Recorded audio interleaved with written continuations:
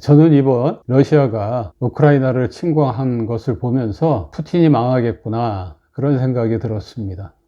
왜 그런 생각을 갖게 되었는지 설명을 하겠습니다. 더불어 성경적인 전쟁관에 대해서도 설명을 한번 해보겠습니다. 우크라이나의 기독교는 2%에서 2.5% 정도 된다고 합니다. 2%면 대략 한 80만 명이 됩니다. 그 가운데 4분의 1만 하나님의 진짜 백성이라 그래도 한 20만 명이 되는데요. 그 20만 명이 지금 하나님께 기도하고 있지 않겠습니까? 이 전쟁에서 우리를 구원해 달라고, 침략자를 막아 달라고 그렇게 기도하지 않겠습니까? 그 기도를 하나님이 외면할 리가 없습니다. 그렇기 때문에 군사력으로는 러시아가 월등하게 우위에 있지만 하나님의 손으로 치면 푸틴과 그 세력이 오히려 망할 수 있다는 것이 성경적인 증거입니다. 하나님은 전쟁을 원하지 않습니다. 구약에서도 그렇고 신약에서도 그래요. 어떤 사람은 구약에서의 하나님은 전쟁의 신이라 그러는데 그렇지 않습니다. 증거 기절을 여기 올려드리겠습니다. 전쟁은 하나님이 일으키는 것이 아니라 마귀가 일으킵니다. 거짓의 왕인 이 마귀가 거짓 사상을 집어넣어줘서 푸틴이 잘못된 판단으로 전쟁을 수행을 한 거죠. 이렇게 전쟁을 수행하려고 할 때에 하나님이 허용을 안 하면 전쟁이 안 나는 거고, 하나님이 허용을 하면 전쟁이 일어나는 겁니다. 저는 우크라이나에 있는 교회가 어떤 상태에 있는지 정확히 모릅니다. 만약에 부패한 상태에 있다 그러면 하나님이 허용을 하겠죠. 그래서 지금 전쟁을 하나님이 허용을 했는지도 모릅니다. 그렇다 하더라도 회개를 하면, 구원해달라고 기도하면 하나님은 용서의 하나님이고 자비의 하나님이니까 하나님은 그 기도를 들어주십니다. 그래서 전쟁이 끝나게 되는 거죠. 그러나 만약에 회개하지 않으면, 계속 강팍한 그런 모습을 보이면 오히려 망하겠죠. 그리고 부패하지 않았는데도 침략을 당하는 경우가 있어요.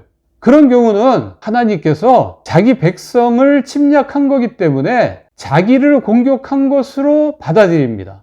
하나님을 대적한 것으로 받아들여서 하나님이 앞장서서 싸웁니다.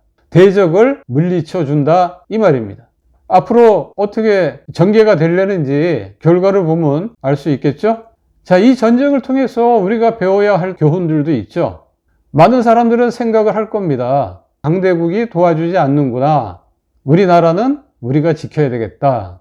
그래서 자주국방, 강력한 무기, 그런 군사력 증강을 생각들을 하죠. 사실 군사력 증강은 할 필요가 있습니다. 뿐만 아니라 우리는 북한의 위협, 또 중국의 위협도 있기 때문에 한미일 동맹을 유지를 해야 되겠죠. 그래야 마귀랑 그 마귀의 충동을 받을 수 있는 북한과 중국의 그런 러시아의 지도자들이 오판을 하지 않을 수 있습니다. 그 사람들은 외모를 보고 판단을 하니까 우리가 약해 보이면 마치 6.25 전쟁 때처럼 침공을 하려고 하겠죠. 그렇기 때문에 강력한 국방력과 한미일 동맹은 필요한 겁니다. 그러나 그렇다 하더라도 우리 기독교인들이 무기를 의존해서는 안 되겠습니다. 또 미국과 일본을 너무 의존해서도 안 되겠어요. 성경은 하나님을 의지하라고 말씀하고 있습니다. 우리를 구원해 주는 것은 무기도, 미국도, 서방 국가들도 아니고 유엔도 아니고 바로 하나님입니다.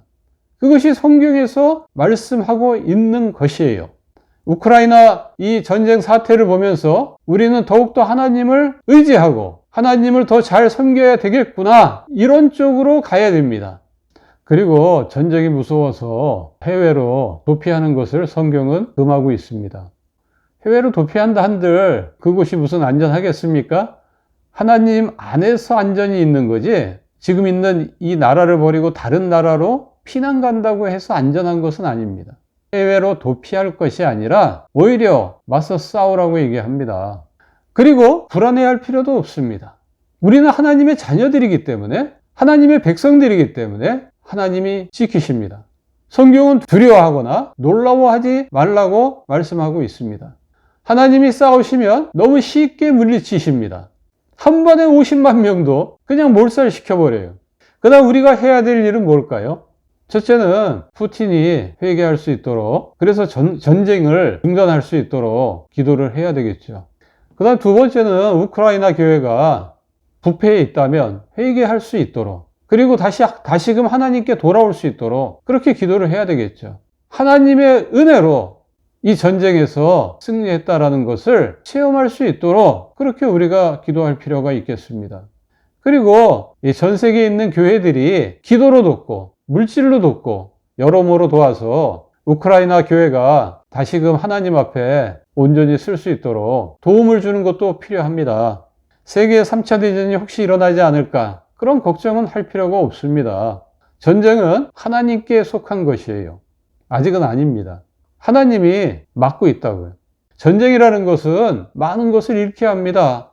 물리적으로, 정신적으로 피폐하게 만들죠. 가족을 잃고, 재산을 잃고, 친구를 잃고, 이웃을 잃습니다. 잘못하면 나라도 잃게 되죠. 그렇기 때문에 전쟁이 사실 일어나지 않는 것이 더 중요합니다. 이 땅에 평화가 온전히 도래하려면 예수님을 믿는 것 외에는 없어요. 예수님은 별명이 평화의 왕입니다. 예수님을 믿을 때만, 그리고 그분 말씀에 순종할 때만 이 땅의 평화는 임하는 거예요. 우리들은 예수님을 전하는 일에 더욱더 힘써야 되겠죠. 이것이 성경이 가르치는 전쟁관입니다.